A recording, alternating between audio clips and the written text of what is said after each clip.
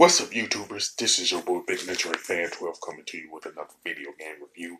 And in this review, I'm going to talk about Bust a Move 4, which was released on the Game Boy Color, PlayStation, the Sega Dreamcast, and the arcade by Taito Corporation. Now, this is pretty much the last game in the Bust a Move series. And the plot of the game is that Cleon, the fairy of the night, pretty much stole the rainbow of the full moon. Madam Luna and she pretty much split up this rainbow into 7 bubbles, and Bub and Bob are on a mission to get them back. Now, it has the following modes: puzzle, player versus computer, challenge, and options.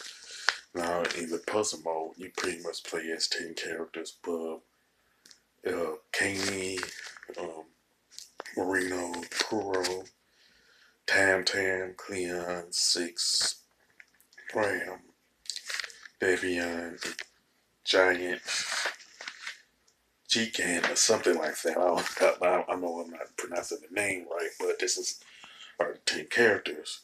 And the purpose of the game is the purpose of this mode is to clear out all of the balloons, bubbles rather, by matching up the green ones,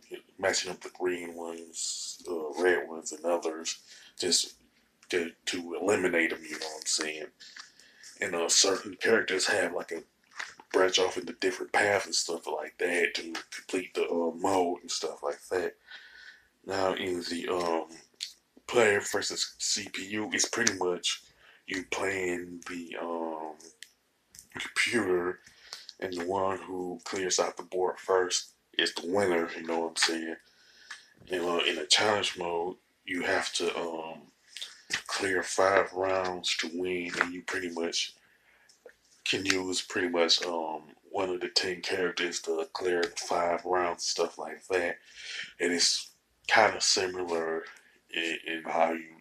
It's pretty much similar to the puzzle mode. I'm just gonna put it like that. You know what I'm saying? With the option mode, it's pretty much typical of what you would see in option modes of other games, regardless you talk about a puzzle game, RPG, or whatever, where you can change the difficulties, you can change the credits. You can also pretty much play the soundtrack to the game along with the sound effects that's in the game. But for some reason, there isn't any like 2-player co-ops with the Game Boy Color version for some reason. I wish they Taito would have done that. You know what I'm saying? Now, the graphics and design of Bust a Move 4 are pretty good, and it has an excellent color palette and stuff like that with the green, red, stuff like that. You know what I'm saying? It's really eye appealing when you compare it to other puzzle games and stuff like that. And the gameplay and controls are pretty good. They're smooth and fluid and all that, and it does require a little more strategy than excuse me. It pretty much requires a little bit more strategy than, say, most of the games in the Tetris franchise and stuff like that. Now, the pretty much the soundtrack to Bust a Move 4 is pretty good, and it pretty much fit Bust a Move 4 as a whole. You know what I'm saying?